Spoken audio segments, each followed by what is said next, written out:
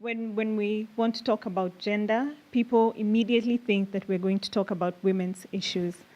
Meanwhile, there is the male and female gender, but it's more complex than that because in Africa, when a child is born, depending on whether they're a boy or a girl, they're assigned a gender role.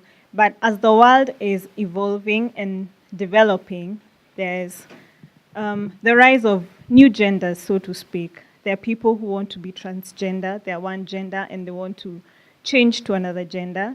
There are children who are born as intersex. This means that they have both male and female reproductive organs. So which gender do we assign these children? Do we bring them up in a certain gender? But what happens if we socialize them to be girls and they grow up and realize that they have more of the male hormone and want to grow up as men?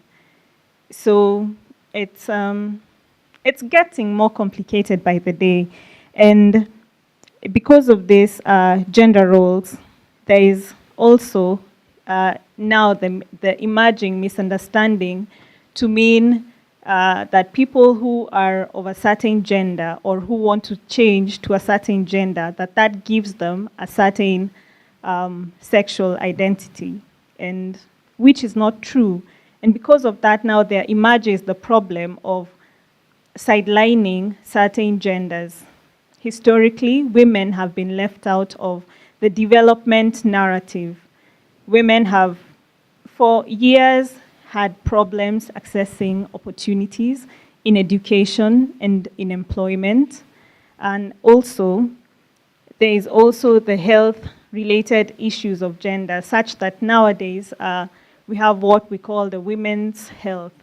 So, and this will be like things to do with family planning and spacing of children, childbirth, child rearing, and child nutrition, all of this which collectively add to the development narrative, because if we're not raising healthy children, which we have somehow left to the women, then we won't have a healthy future for the country. And then there's also, I'll call it a misconception. Please, you're free to correct me. There's the emerging narrative that the male child is being left out at expense of the girl child development. And so these are all questions that we need to ask ourselves. How is the whole gender issue, how does it all relate to development? And how can everyone be included? How can we all move forward in the development of our countries and in the development of our continent?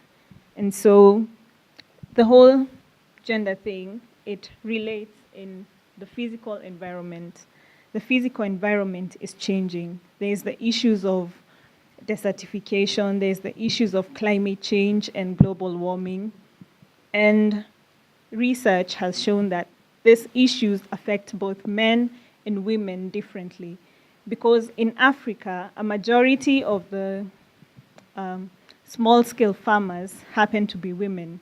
So if their lands are drying up, they're being affected. Their economy is dwindling. And since women are in charge of childcare, the nutrition for their children is also affected.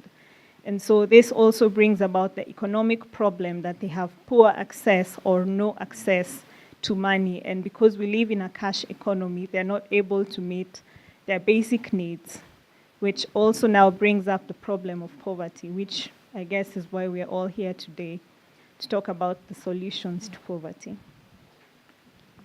Thank you, Bernice.